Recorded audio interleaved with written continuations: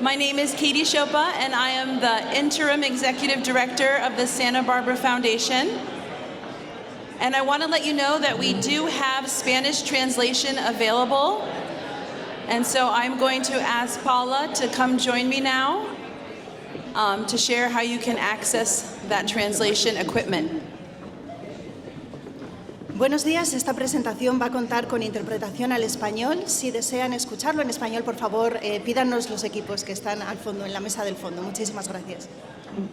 Thank you.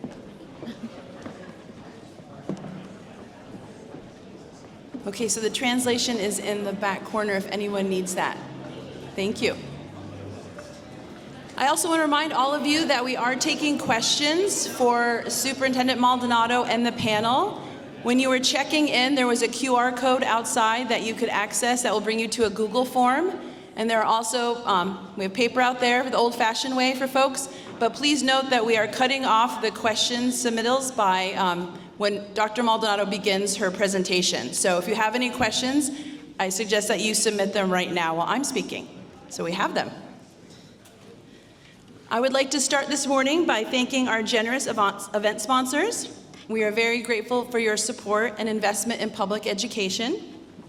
I would like to thank Sage Publishing, Atkinson, Andelson, Loya, Rude, and Romo, Chevron West Coast Decommissioning Program, 196 Architects, Cottage Health, KBZ Architects, Santa Barbara Teacher Federal Credit Union, Chaucer's Books, Future Leaders of America, Griffith and Thornburg, Hospice of Santa Barbara, Lazy Acres, hope you got some yummy food back there this morning, Santa Barbara City College Foundation, Santa Barbara Foundation, and the School's First Federal Credit Union. A round of applause for all of our sponsors. We really appreciate this community support. I would also like to recognize the VIPs in attendance today. We have representatives from Congressman Salud Carbajal's office, Amber Tetz and Blanca Figueroa. I believe Santa Barbara County Supervisor Roy Lee might be here. I know Warren Ritter is here. Santa Barbara Council Member Eric Friedman. And Santa Barbara School Board members Bill Banning, Sunita Bial, Gabe Escobedo, and Celeste Coffrey. Goleta School Board member Dr. Vicky Benyakov. And I'm not sure if I see her yet, but I know we're expecting Santa Barbara County Board of Education member Katya Armistead. Thank you for joining us today.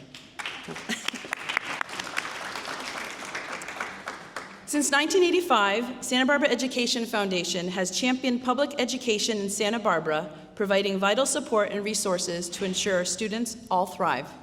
We are excited to be celebrating our 40th anniversary this year. We got our sign up. It's a milestone for us.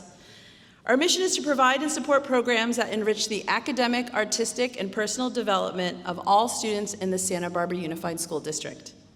And we are unique as we are the only education foundation serving all of the schools in the district from preschool through 12th grade. The first project of our foundation was funding two $250 classroom grants.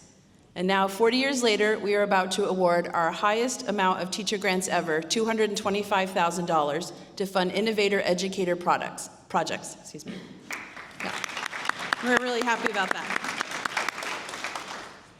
Another few highlights from these past 4 decades include, we raised funds to renovate and build school playgrounds.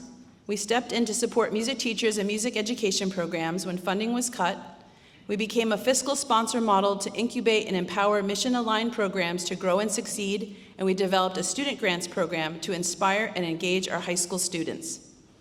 During the pandemic, we provided Wi-Fi hotspots for family for remote learning and provided coats to wear when they had to open the classroom doors and windows.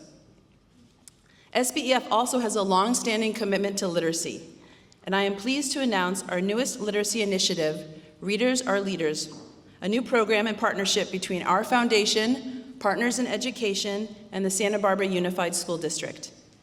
District literacy specialists will train volunteers to provide literacy support in TK through 3rd grade classrooms to boost student reading skills and confidence. And we recently completed a 5-year strategic plan and our top priority areas include literacy, math, student engagement, and diversity, equity, access, and inclusion. We are in close alignment with the district's core priorities, and we look forward to working together with our schools, families, and communities to create meaningful opportunities for Santa Barbara Unified School students.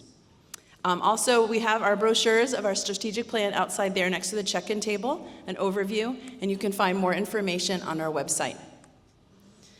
The Santa Barbara Education Foundation has been a proud host of our State of Our Schools event for well over a decade, and I look forward to hearing this year's presentation.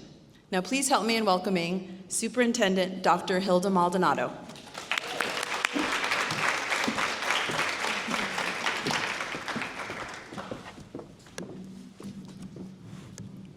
Thank you. Can we give another big applause to Katie? She's really working hard as the interim executive director. I also want to recognize we also have Rose Munoz is our other trustee that's present here today, along with Mr. Escobedo, Mr. Manning, Ms. Caffrey, and Dr. Beal. You're all here. This is not my evaluation, everybody. But if it were, please say good things. I am so happy to be with you here this morning, and I want to thank the Santa Barbara Education Foundation, obviously our members of the board, our dedicated staff, and the vibrant Santa Barbara community. I am now in my 6th year as your proud superintendent. Every year before school starts, all staff gather at the Arlington Theater for a kickoff event. In my remarks to staff this year, I talked to them about how we would be greeting our diverse student population as they came back from summer. Some students came back after having the best summer of their lives, because after all, that's what summer is about when you're a young person. And some students came back after having the worst summer of their life, when their families were divided, when their families were threatened. But I knew that our teachers would know what to do with students who came back with backpacks filled with hope and fear. Our students come to us ready to learn and to belong. And I know that the teachers we have in front of them are the most caring, most compassionate teachers ever. Today, we now have 140 days left to deliver on that promise to prepare 11,700 students for a world that is in conflict. That is the immense responsibility and opportunity we face. That is why our recovery is exciting and deeply encouraging, but it is still underway. I want to be clear, we have challenges, but they don't define who we are. They define the work we must do to succeed. Today, I'll show you the evidence of our success in the strategic framework that is accelerating results across our district, based on the board's 4 core academic priorities of literacy, math, alignment, belonging, and community. To serve our students well, we must first understand the profound realities that we operate within. We educate, as I said before, about 11,700 students, which include approximately 61% socioeconomically disadvantaged and over 14% emergent multilingual learners. We face deep interconnected challenges that frame our entire outlook. First, the demographic and financial crisis. Enrollment loss, driven by a regional loss of young families, is a huge financial challenge, tightening the revenue that we receive. School budgets are not growing to keep up with the economics of running a school district. Second, there are operational and retention challenges. The high cost of housing makes it difficult to attract and retain the exceptional staff our students deserve. That is why we are actively building employee housing. There is a lack of affordable childcare in our community, which places a massive burden on families and on our students. These challenges are real, but they frame the necessity of the strategic, results-based work we're doing to succeed despite these challenges. Now, as we hold fast to one core belief, rigor is not about what we teach, but how we guarantee learning for every student. Our commitment to accelerating outcomes for all our students is delivered through our focus on literacy and math. We are achieving this by focusing on building teacher capacity through high-quality professional learning and feedback. The good news is that Santa Barbara Unified is successfully challenging the national trend of lagging reading recovery. We now boast the highest test scores of any TK-12 district in Santa Barbara County, and we are performing above state averages. And yes, you can celebrate. And you can have joy even during these times. So please make sure that if you came here, you tell at least 5 people about this very important statistic. These results are a direct result of our focused strategy. We've seen our English language arts score increase to 51.7% of students who are meeting or exceeding the standards.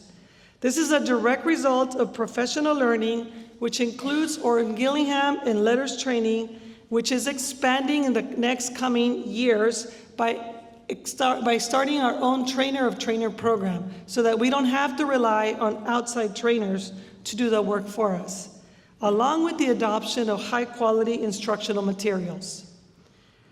Now I need to tell you, reading is one of the most important subjects that I believe we need to teach, but our math scores are not that much better. So we have been focusing on math too. And yet, they have grown to 41.4%.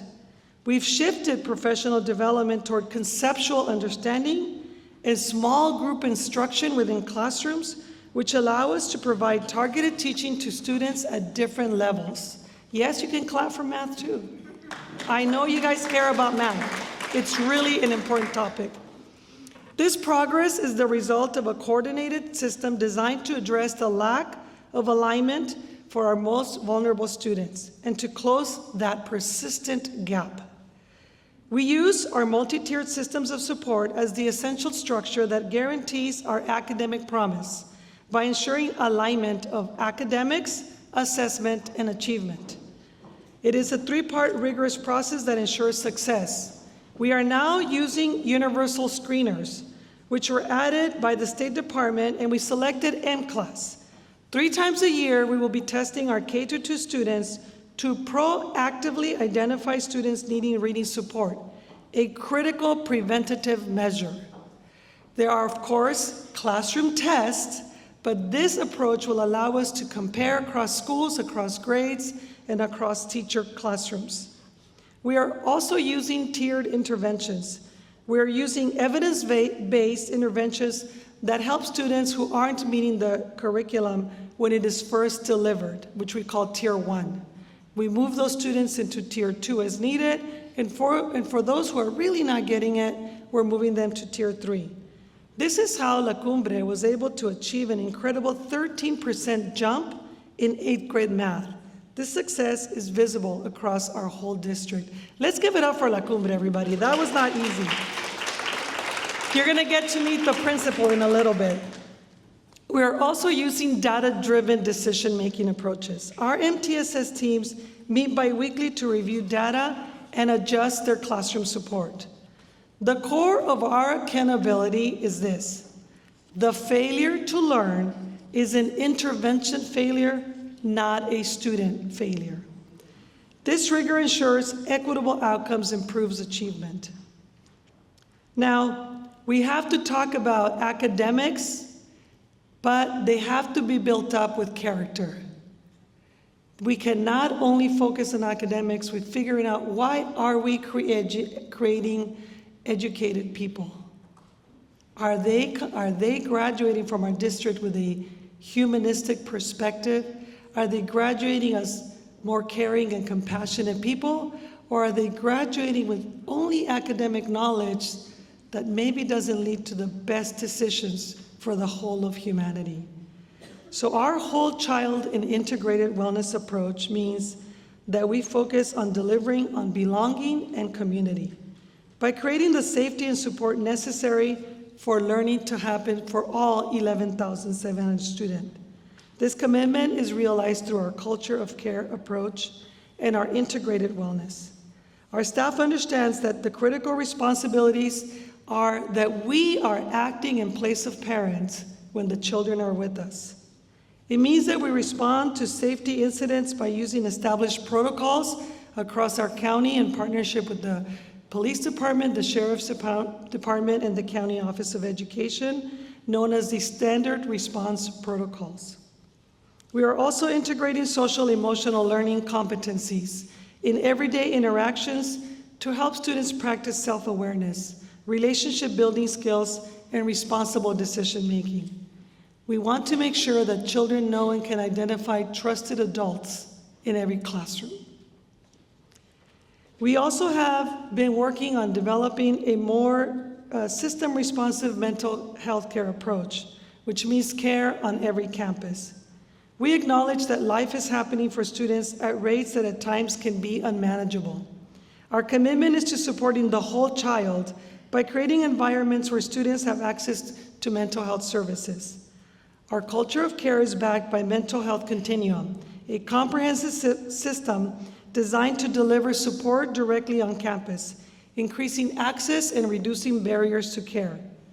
Our mental health continuum includes universal support for all students. We focus on prevention and overall student wellness through daily or weekly advisory programs where all students connect with trusted adults. We fundamentally expanded our resources through specialized accessible supports, including our RISE clinician program. And now we have school counselors, social workers, and school psychologists right on campus. We have also created powerful partnerships in our district. We are collaborating with community clinical agencies such as the Family Service Agency to seamlessly connect students to high-quality clinical support. Other partnerships that support the whole child and after graduation include the Peak Foundation, which has our Grow Our Own Teacher program. We have about 12 teachers now in our district who used to be our students who have received support through scholarships from the Peak Foundation. Yes. And they do this in partnership with UCSB's Department of Education. They have also started a nursing program in partnership with Westmont and Channel Islands University. We have 2 nurses who are former students who will now enter our healthcare system, who are from our community and will be serving our community, and we expect to see more of that. Yes, we can say great work with that. Another important partnership is Partners in Education, which provides workforce readiness, volunteers in schools, as you heard from Katie, which I can't think of a better example of alignment of resources than our partnership with Readers Are Leaders program. But Partners in Education goes beyond that. They also have internships and they provide classroom speakers for our teachers to have kids learn about possible jobs in our community.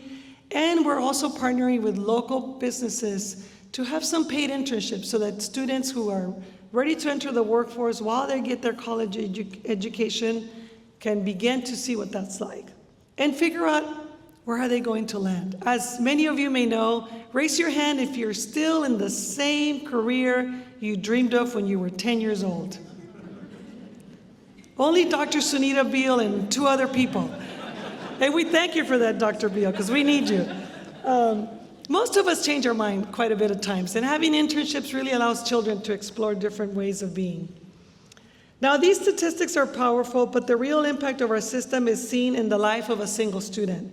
Not long ago, a student at Santa Barbara Community Academy would often retreat under her desk, overwhelmed by anxiety and the challenge of feeling disconnected. Her teacher, a curriculum specialist and the principal, did not see a problem student.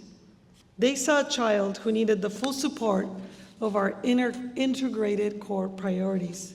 They created a safe space, they used data to identify her specific needs, and they applied evidence-based instruction.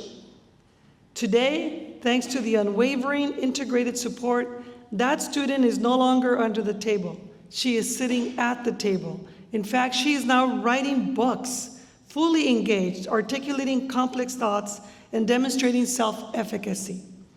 These are real stories happening in our campus each and every day. In conclusion, I'd like to say that our work ensures that our commitment to the academic pillars of literacy, math, alignment are built upon the essential foundation of belonging and community. We are building a stronger, more resilient system, And we are committed to making the most of every single one of those remaining 140 days to our 11,700 students. We're also excited to announce a major investment in the future of our students. We are starting work on the long-promised plan to build something at the Armory. As you know, the bond was passed with a promise to build a career tech education center, and you'll be hearing more about this work in the days and weeks to come. We invite our community to partner with us in this mission, and we have 3 specific ways we want you to think about joining us today. You can invest, you can volunteer, you can invest in the Santa Barbara Education Foundation, Partners in Education, and you can help us organize a literacy festival this spring. I imagine a day when Santa Barbara will have a whole day, maybe a week, of books in our community, where everybody from 5 to 100 years old can share their writing, can share their stories. We celebrate our local authors, and we show how we care, and we show all our students why literacy matters. So if you're interested in helping us plan this year's first ever community-wide Literacy Spring Festival, there's a QR code where you can tell us who you are. I also invite you to join us for the High School Showcase, November 15th at Earl Warren Showgrounds, where you'll get to hear about all our incredible programs in all our 3 high schools that include programs like IB, the MAD Academy, VADA, DPEA, and you'll hear very soon from our San Marcos High School principal about our Health Careers Academy that's soon to open. And I would be remiss if I didn't also call out our incredible partnership with Santa Barbara City College, which provides dual enrollment courses for our students. And I know from a recent presentation from their president that we have almost tripled our enrollment in their dual enrollment classes just in the last 3 years. So now I'd like to call up our panel for a discussion about some of the topics I've shared with you today. Now you're gonna just bear with us while we do a quick stage shift. Don't move, don't get up, unless you need to take care of yourself. Please welcome to the stage Veronica Binkley, principal of Harding Elementary, Valerie Galindo, principal of Roosevelt, Dr. Bradley Brock, principal of La Cumbre, Principal Dare Holdren from San Marcos, Assistant Superintendent of Education Services, Dr. Sonia Wilson, and UCSB Gewurz School of Education Interim Dean, Dr. Jill Sharkey. Please join me in thanking our amazing panelists.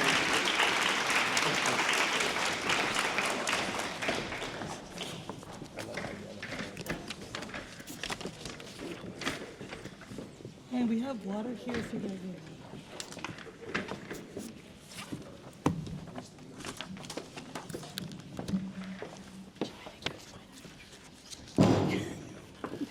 You can sit there. I'll stand.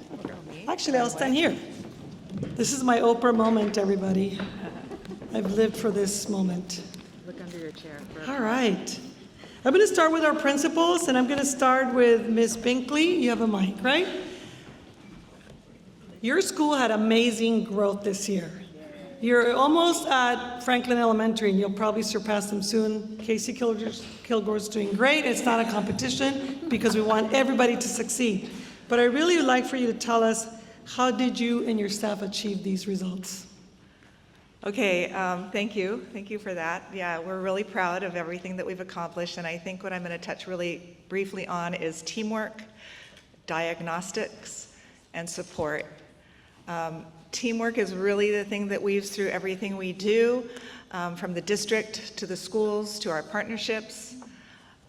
It is seen in all of our meeting structures, our professional learning communities, in our classrooms, in our parent community. Our foundation is just amazing, and the general community that really has embraced us. So that's been very, there's no unilateral decisions at Harding. Everything is based on the common belief that all students can and will achieve given the proper supports. So from that, we look at something that may not be obvious to everybody, but education really is quite diagnostic. We develop literally treatment plans for our kids because we really look at where they are from an academic and social and emotional level daily. Our staff, our teaching staff and our Tier 2 staff get together twice a week to look at how students are progressing. We have an MTSS team, which stands for Multi-Tiered Student Support Team, that get together once a week to make sure nobody falls through the cracks. And then we have our quarterly MTSS, which looks at, after we have an assessment period, we look at how students are doing. And then we assign our specialists, and we've invested in a very robust Tier 2 team, and also an extension teacher who can work with our kids that are exceeding standards. And while I'm saying this, I just am compelled to say that this is not unique to Harding. This is something that is happening in all of our schools, and you know, it's just, we just had one of those moments where our kids have just gelled and come together. The supports that we've put in place, we are fortunate enough to have an extra layer. We have an incredible think tank here in our community called UCSB. And Ms. Lily Garcia, who is our liaison, sits in with our MTSS teams weekly and quarterly. And together we all design what may be systemic issues in our schools, and programs are then developed through the research projects that support them. We have an amazing program right now happening called Math Games that has moved on to Cleveland School. Cleveland has also seen tremendous results in math. And we have friendship groups, and we have several other things. But truly, I want to attribute everything to teamwork, and that includes teamwork from the district, to diagnostic education, and to the supports that we provide. Thank you, Veronica. I'm going to move us to Dr. Brock, because I know that, and these are two West Side schools, which is really important for us to see, because you're actually feeder patterns to each other. I'm going to skip to you, Dr. Brock, and I really want to hear from you. You set a vision for excellence in redefining success for La Cumbre students, and we saw the results of that this year. Tell us about it. Yeah, I think all of our colleagues coming out of COVID, I was just having a conversation with Shekenya, Assistant Superintendent Shekenya Edison, and we were really, I think at La Cumbre and all of our schools, really finding that deep connection between equity, excellence, and well-being, and asking ourselves, coming back to schools post-COVID, how can we transform our schools so that they're anti-racist and equitable and culturally responsive? And so asking those bigger questions as a district, but then more importantly, going back to our sites and seeing what we could do differently. Thank you. I'm going to move us to Valerie, or Ms. Galindo, to talk to us a little bit about the work you've been doing. We know that academics really matter, but you've been doing a lot of work, great work in academics, but you have a different take that you also focus on, which is students' behavior and social emotional learning. Can you tell us about that? Well, we all know that kids who feel connected to school do well at school, and that is something that I believed when I was a teacher, and it's certainly something that I believe as a leader. And so at Roosevelt, we've been really, really working hard at looking at what do our students need. And students want to be readers, and they want to be mathematicians, and they want to be scientists, but they also want to be good people. And how do you do that at school? Well, we actually have a social emotional curriculum that we're using in Santa Barbara Unified School District. Roosevelt's in its third year of implementation. It's called Second Step, and it teaches kiddos emotional regulation. It teaches them social perspective taking. And that's a really important part of the curriculum. I would actually say it's the base, it's the foundation. We need those things in place for kiddos to participate in a community. And so not only we last year had 100% of our teachers do 100% of the implementation, which was fabulous. And looking, you might be thinking, well, Principal Galindo, how do you monitor or understand how children are doing with social emotional learning? There's not like a test for social emotional learning. Well, we do a survey. All of Santa Barbara Unified School District does a survey. It's called the Panorama Survey. If you're parents, you received it, you filled it out for your family. Students also take it. And it measures how they feel about how they're regulating their own emotions. It measures how they feel about their social perspective taking. We just got the results last night, and I'm very pleased that Roosevelt students grew in 10 of the 14 categories for students. So we are seeing a lot of great growth in that way. So we're really proud about that. Thank you so much, Ms. Galindo. I'm going to turn over to Mr. Holdren. San Marcos High School, you've been the principal there 3 years now, and we know that our school systems are facing whole system responses, but you have an incredible vision. When you got to San Marcos High School, you're the second generation to graduate from San Marcos High School, and now you're the principal. And I think it's just so incredibly warm and just incredible that you've become our leader, and we're so proud of you. But you're looking at building community wellness. Tell us about how you got great results, because you also improved academics, but you also have a vision that you're working on that we really want the community to hear about, because we're asking for some support, aren't we? Yeah, let me address the academics first, if you don't mind. Yeah. I did graduate from San Marcos back in 1947. No, I'm just kidding. But and my parents did graduate from there. And I want to point out that the incredible thing I think about our progress is that we are public schools. And I don't know that we think about that often, that we take every single kid that walks in the door.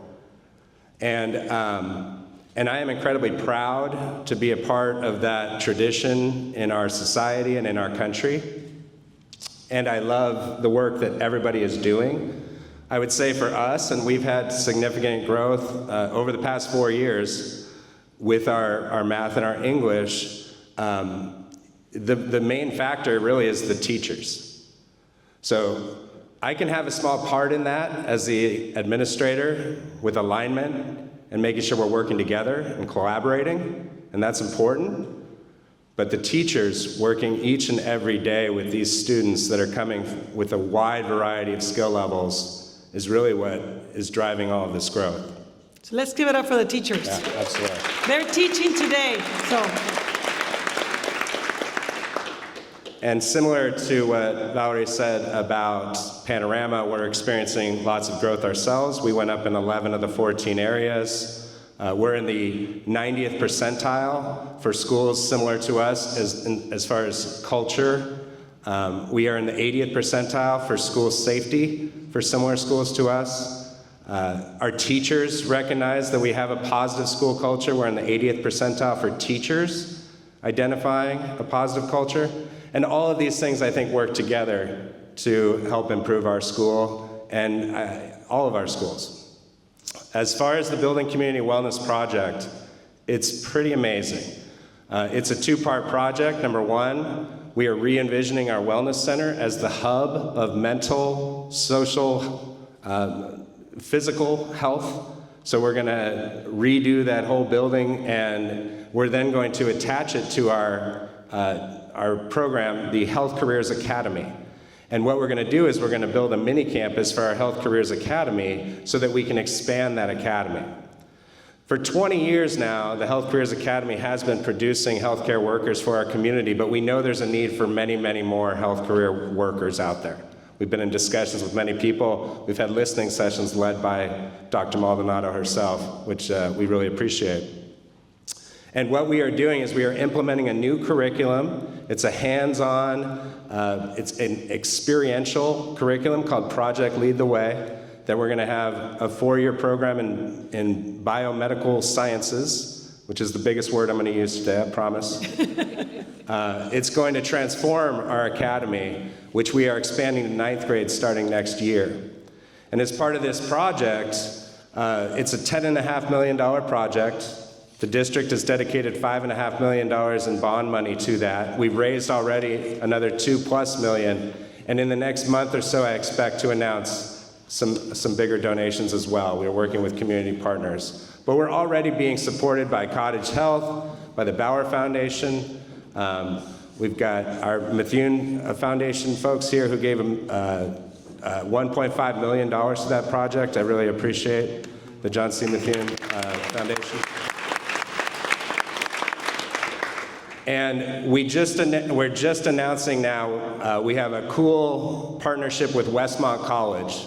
Westmont has told us that starting this year, any student graduating the Health Careers Academy with a 3.3 or above will get automatic admission into the university with at least $15,000 in site financial aid.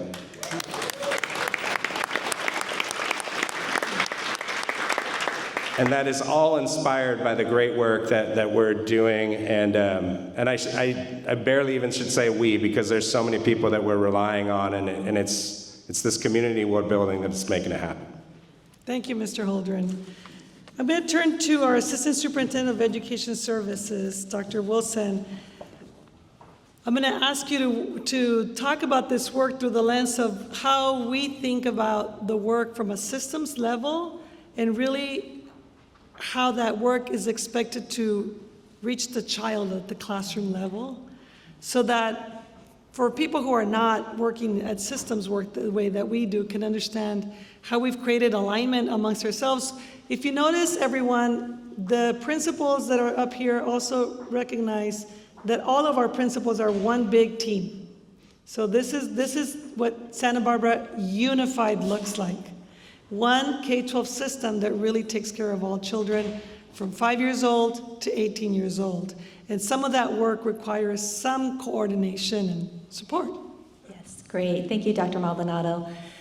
Some of the words that have been used today and that you've heard is coordination, interrelatedness, coherence, alignment. These are all key words to really describe the work that we do across the district, whether it's at the site level or at the district level. And that work really involves looking at key systems in the organization. For example, professional learning, curriculum and instruction, our leadership development, our professional learning communities. Realizing that these operate sometimes in isolation, and they exist across every school system. But the work that we do each and every year as we continue this journey together is to build more alignment across them. So let me give you a quick example. Last year, we implemented a math curriculum, a new math curriculum called Amplify Desmos at the junior high level. So the coordination and the coherence that we built around it was to introduce at the same time a new assessment, what we call IXL diagnostic. This assessment helped us track over time how students were doing with grade level standards. In addition to the assessment, we also built and designed our professional learning to help support teachers with implementing the curriculum. We also worked as a leadership team to help build our capacity to know and understand what the curriculum should look like in the classroom as principals were observing instruction. And then also at the junior high level, they began small group instruction as an intervention across the math classrooms. So that was a coordination of all of those systems working together to help move and drive the results that we were looking at and the instruction and the experience that we want for our students in our math classrooms. Now, as we continue moving that work forward, and as we think of each year and also within the year, it's about, think of a knob on a microscope, that small scale focus knob. That knob we want to use to look closer and to actually bring things into focus even more. So each year what we're doing is we're getting a new dimension and new clarity to make adjustments to help support that system's coherence. An example of that would be this year in literacy for our elementary sites, they've implemented the M-Class screener. That screener, as you may have heard and as you'll hear from our teachers and our leaders, that screener is monumental, meaning that it does give that focus and clarity on the early literacy skills that our teachers need to know about in order to respond to the developmental needs of our student. So it provides that clearer focus and clarity so that we can make adjustments and support students in the best way that we can. So that is just a couple of examples that really speak to the coherence work and the ongoing work to go deeper and deeper, not to do new things, but to really bring a closer clarity on the things we're already doing and help us respond to the needs of our students. Thank you, Dr. Wilson. And of course, now I have the incredible Dr. Jill Sharkey, who's been with us at least since I got here through COVID and everything else. You've been an incredible partner to the school district, and I thank you for all of that work. Can you give us examples of how alignment, agency, and action came together recently at Harding and all the great work you're doing with us? Absolutely. Thank you, Dr. Maldonado. It's a super pleasure and honor to be here. 20 years ago, I was a school psychologist at Washington Elementary, Roosevelt, and the Santa Barbara Community Academy. And today, I'm a parent of a student at San Marcos. I would say go Royals, but my son graduated from Santa Barbara High, and once a Don, always a Don, so it's a little confusing. They do get along, but I'm not sure whether to wear green or red on any given day. Today I'm a Don. But yeah, so I have been at UCSB for many years, and we have enjoyed a partnership with Santa Barbara. Just a little bit of context about our school, the Govert School of Education at UC Santa Barbara. I know our building is out off on that beautiful peninsula, but for our school, it's the community that is the research partners and the people who we want to serve and make innovations and make equity and social justice and work better for children and youth and adults. We have our Department of Counseling, Clinical, and School Psychology. We have various specialty clinics, both at the university and in the community, whether it's neuropsych assessment or parent-child interaction therapy or other clinical services. We also have our Department of Education, where we train educators in science and technology or math or reading and literacy, and we bring those practices into our partnership schools. And we also have our teacher education program, which feeds right into our districts and brings teachers to the district. So this community is our partner, our most valued partner. And just speaking about agency and alignment, I want to talk about a little bit about how Harding Partnership works. And Veronica mentioned that we have these MTSS meetings where we look at student data and determine where some needs need to be linked in. And sometimes the school has all the expertise they need to provide those interventions, and sometimes there's a gap. And so Lily, our outreach coordinator, will come back to our building and say, which faculty have expertise in this area? How can we link this into the program at Harding? How can we test it and make sure it's working and then build it up and expand this service? And so an example was with our math games project with our faculty member, Rachel Lambert. She's an educator, special educator, and with expertise in math. And the district came to her and said, hey, we need help making math fun and interesting for all of our students. Coming out of COVID, the gap in how students are doing, the differences of their abilities is so different, and not all kids love math. And we don't think providing a computer app is going to help kids who are already too much on technological devices. We want it to be interpersonal and fun. And so Rachel said, you know what, I love this idea of games. Who doesn't love games? Let's make math games fun and align them with the curriculum standards, put students into groups, and have them play these games where they're having to say out loud the steps of the math that they're learning, whether it's fractions or multiplication, addition, and it's integrated into the game. And by speaking out loud and talking about how the math problem was solved, kids who are more advanced can kind of share what they're thinking, so kids who are still learning those concepts get to see and hear how it's happening or unfolding for the other students. And so through that work, the teachers were excited at seeing how interested and engaged the students are. They were learning to love math more universally. Even the students who had learning difficulties or dyslexia were learning math in ways that they hadn't before. And then teachers were coming and saying, well, how do I learn how to do this? And how can I get our paraprofessionals, our aides, our special education teachers doing that? So now Rachel's doing not only bringing in undergrads who she's trained in these concepts, but also training the district staff. And we now have the program both at Harding and at Cleveland. And she's going around the country talking about this, so we're hoping it can spread further than the district, which is always our goal. Thank you so much. Can we thank our panel, everybody? I cannot be so proud of every single one of the leaders, every single teacher, every single staff member that works at Santa Barbara Unified. And I know that many of them are graduates of our incredible school district, and I want to ask you to please, when you see a teacher, thank them. When you see our staff member, thank them. When you see our leader, thank them, because everybody is really working very hard, and they're working together to make things happen for our students, who will be sitting here 15, 20 years from now, listening to another superintendent, developing solutions, hopefully finding cures for the things that ail us today, which could be cancer or could just be hate. So please join me in thanking everyone at Santa Barbara Unified. At this point, I think we're going to turn it over to questions from the audience, and we're staying up here. I'm looking for Katie or Ed to give me directions. Katie's coming up.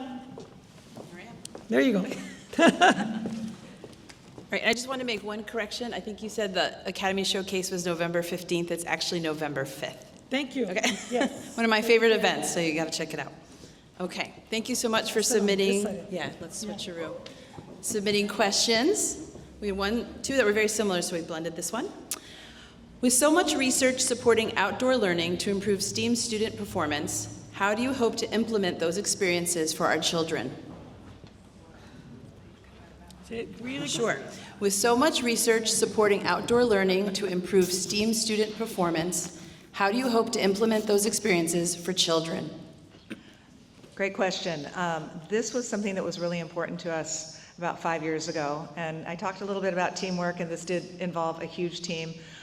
We understand how play really does include academic learning, it includes social and emotional learning, it includes language development, and oftentimes if kids are just running around a play structure, they are doing exactly that, just running around a play structure and screaming and such. So we really wanted to bring an outdoor classroom experience to Harding, and we wrote a grant, and that grant was supported by the first 5 of Santa Barbara, but we also got supported through the Santa Barbara Ed Foundation, through the Women's Fund.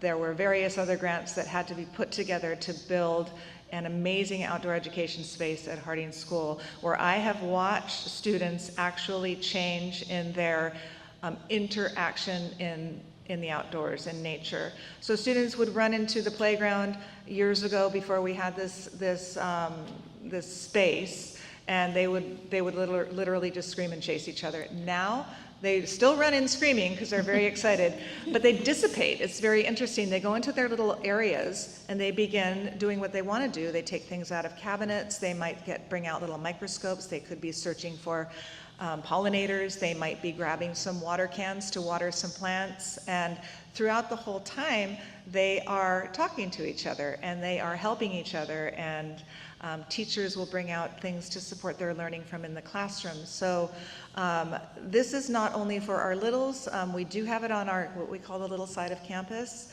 but it goes all the way to 2nd grade, and a lot of our older kids that just need time to regulate, maybe they just need a break, they will go out there because it is a place of calm and serenity. And so it is also growing. This grant is now over, I believe, at McKinley, and they are building the same thing. And I just can't speak highly enough about the impact that it's made on our young learners. Well, I want to add one piece as well. Santa Barbara Unified School District also offers an outdoor experience overnight as a culmination experience for all of our 6th graders. And so all 6th graders in Santa Barbara Unified School District have an opportunity to go to an overnight camp away from home, and that's again practicing those social emotional learning skills all by yourself, putting away your items, just getting out into our community in various areas across Southern California. So that's a big commitment that we have. And also our facilities master plan. Roosevelt's looking forward to our new playground that is coming this year. And so that commitment to updating current structures to offer meaningful outdoor play. It's important for children to climb, use their imagination, engage in risky play. We know all of that is so important. So lots of great things going on, just from gardens all the way to experiences. Thank you. Anyone else? Okay. Next question. What have you learned from schools with significant gains in reading versus schools with stagnant growth?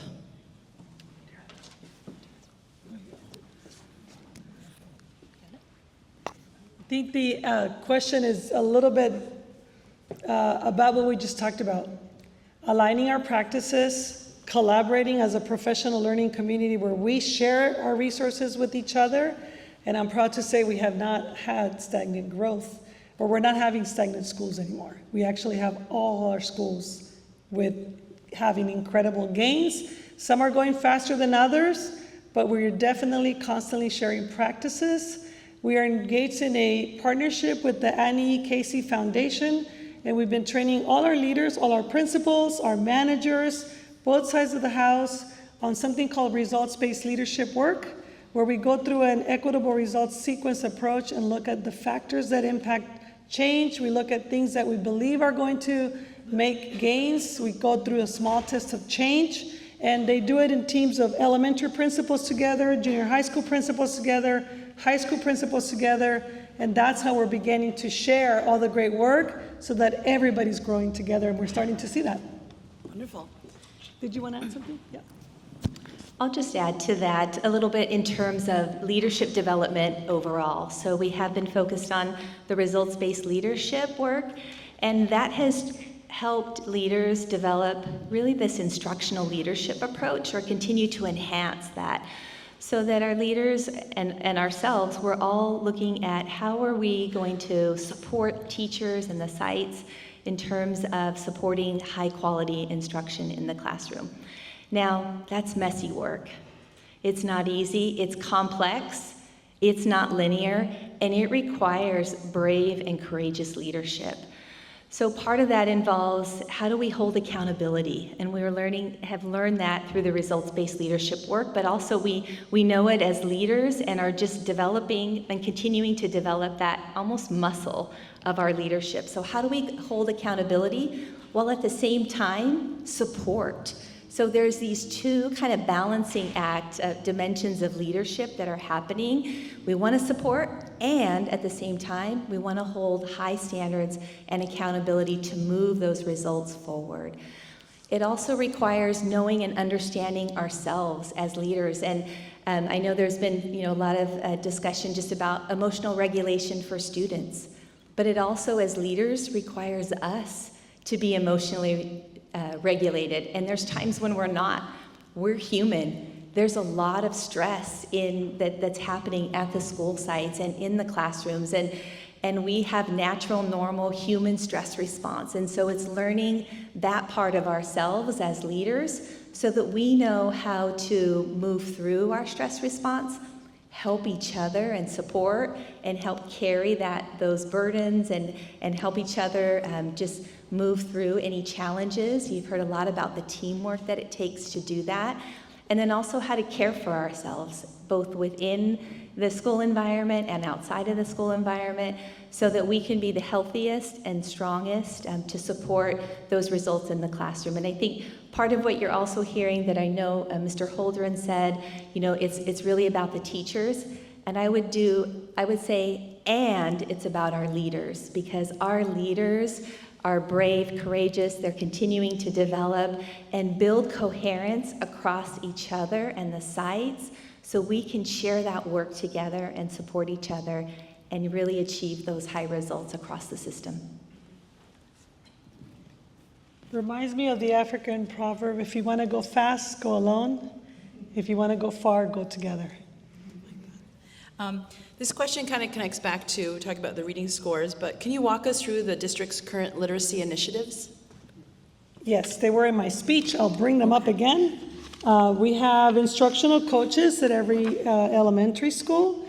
We have a new, well, not so new anymore. I think it's the third year of Witten Wisdom and Foundations Science of Reading curriculum. We have the new M-Class assessment, which is really a diagnostic screener, but we also have DIBELS that we give to all grades, the STAR tests. And we have the Readers Are Leaders program that you guys are working with us on.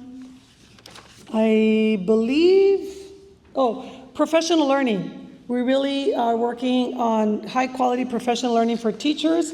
And at every single session that we give teachers supports for professional learning, we ask for feedback so that we're also improving their experience in professional learning for the way that we see our students teach. One of the things that I learned from the letters training that one of our teachers went to, I've been going around to meet with the teachers who participated in letters training, which is a lot of the science of reading work that's been going on.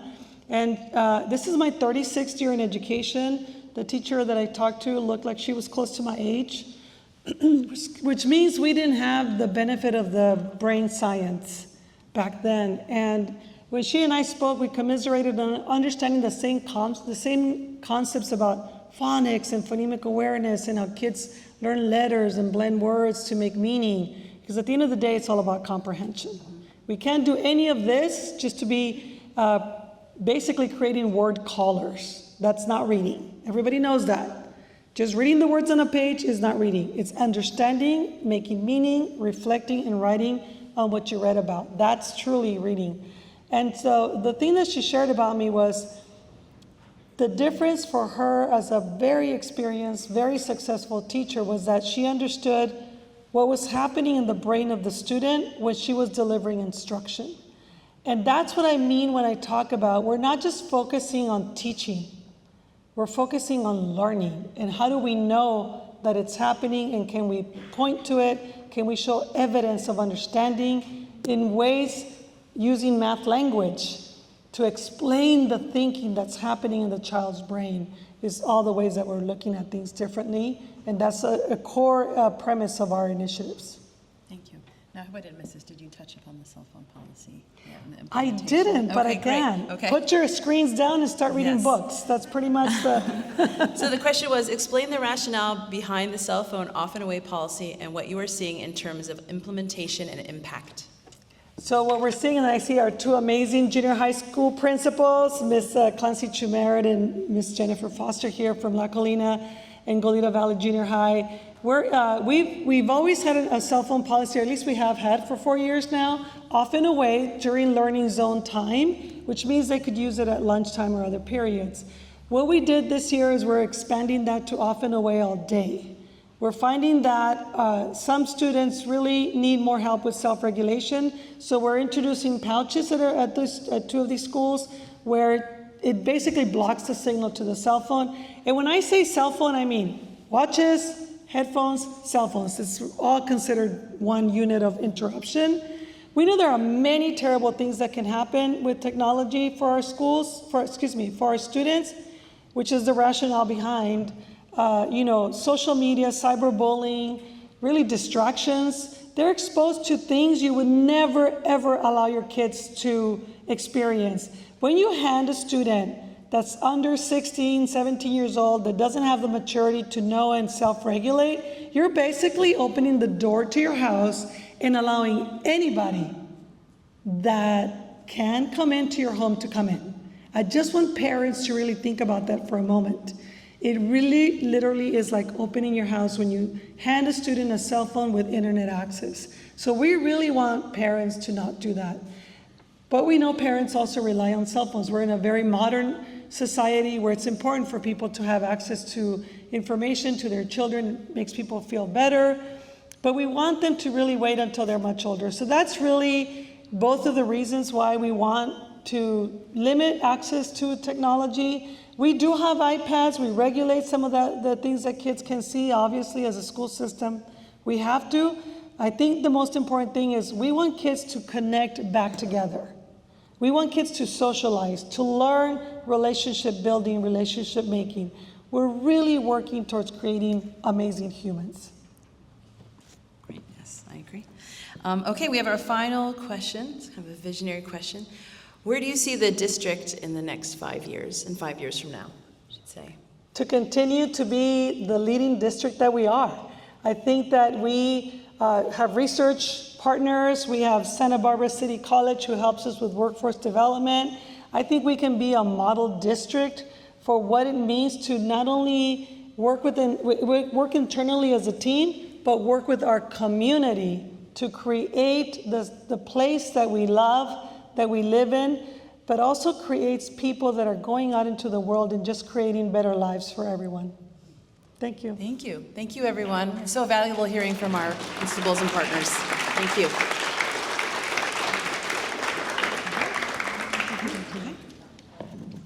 Okay. Thanks. All right, and that wraps up our Can we just take a really quick photo? picture? Oh, okay. Yeah. With you. Okay.